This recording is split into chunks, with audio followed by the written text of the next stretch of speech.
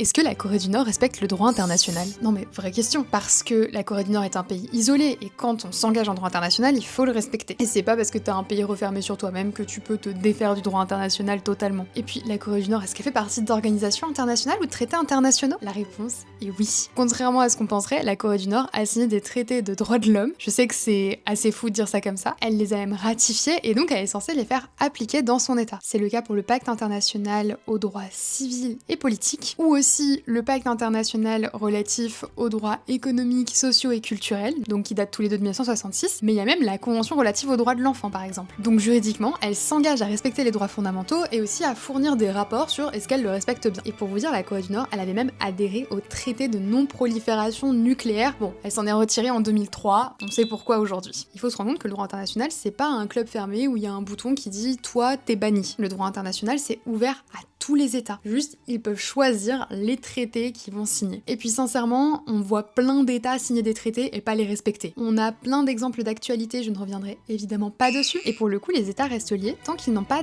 dénoncé valablement le traité. Donc tant qu'ils n'ont pas annoncé qu'ils s'étaient retirés. Donc oui, la Corée du Nord, elle respecte le droit international. À sa sauce, mais comme un peu tous les États, peut-être qu'elle c'est un peu trop à sa sauce, donc elle vit plutôt en violation du droit international.